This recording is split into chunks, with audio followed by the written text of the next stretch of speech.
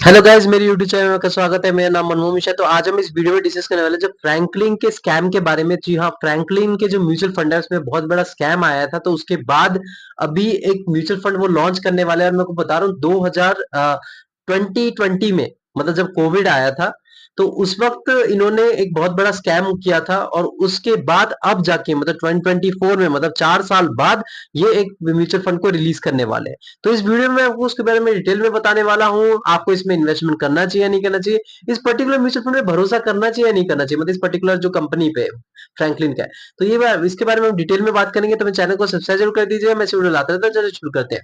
सबसे पहले मैं आपको बता दूं, जब 2020 में कोविड आया था, मतलब हर जगह लॉकडाउन हो गया था, तो वहां पे एक पैनिक सेलिंग आई थी। मतलब अगर आप देखेंगे तो कई सारे जो लोग हैं वो मार्केट से एग्जिट मारने शुरू कर दीजिए, क्योंकि उनको पता था कि यहाँ पे मार्केट में बहुत बड़ा क्रैश आने वाला है, मेजर क्रैश आने वाला है।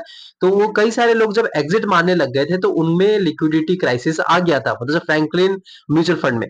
तो ये आया इसीलिए था, रीजन ये था कि मतलब उन्होंने क्या करा था, जो शॉर्ट टर्म के जो डेब्ट फंड्स है, मतलब शॉर्ट टर्म में जो आपको रिटर्न दिलवाते हैं, छोटे छोटे सिक्योरिटीज, मतलब जो कम टाइम के सिक्योरिटीज है उसमें इन्वेस्टमेंट उनको करवाना चाहिए। लेकिन उन्होंने क्या करा, अपने पोर्टफोलियो में लॉन्ग टर्म वाले डेब्ट फंड्स, मतलब डेब्ट सिक्योरिटीज रख लीजिए।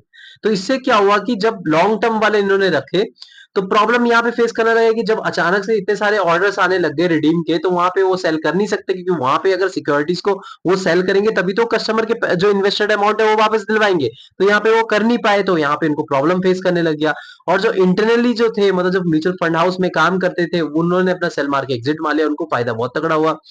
तो यहाँ पे क्या हुआ कि कई सारे लोग मतलब जेल में गए, क्योंकि ये एक टाइप का फ्रॉड ही था। क्योंकि आपने जब शॉर्ट टर्म का म्यूचुअल फंड में, अगर शॉर्ट टर्म डेट फंड में आप अगर लॉन्ग टर्म वाले सिक्योरिटीज रखोगे तो ये डेफिनेटली एक फ्रॉड है। क्योंकि अचानक से उन्होंने सोचा नहीं था कि अचानक से इतनी सारी पैनिक सेलिंग आएगी। उन्होंने सोचा कि हम निकाल लेंगे लॉन्ग टर्म, क्योंकि अगर बंदा थोड़ा बहुत रखेगा तो ठीक है, हम कैश से पैसे दे देंगे, थोड़ा बहुत हमारा मतलब अलग से फंड है उससे हम पैसे देके निकलवा लेंगे, कोई प्रॉब्लम नहीं है।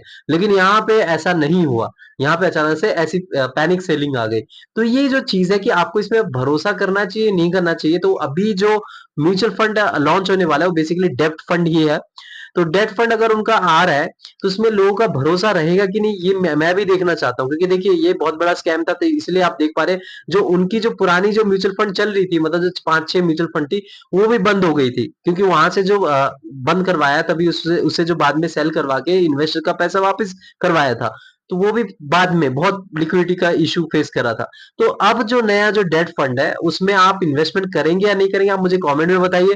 और मैं भी देखने मतलब एक्साइटमेंट में हूँ कि मतलब अगर ये डेट फंड आता है फ्रैंकलिन का, ये कैसा चलेगा। क्योंकि इन्होंने बहुत बड़ा घोटाला किया था, भले ही वो सारे बंदे अभी जेल में चले गए और उनका प्रॉब्लम, मतलब वो प्रॉब्लम शॉर्ट आउट हो चुका है और नए नए बंदे आए हैं, तो उनको वो ठीक ठाक से अभी इन्वेस्टमेंट करेंगे। उनको भी थोड़ा मन में डर रहेगा कि भाई ऐसी चीजें भी होती है। तो ये चीजें हैं। तो ये ओवरऑल आप मेरे को कमेंट में बताइए कि आपको कैसा है, मतलब आप इसमें इन्वेस्टमेंट करेंगे या नहीं करेंगे। तो मैं चैनल को सब्सक्राइब कर दीजिए। मैं वीडियो लाता रहता हूँ। Thank you.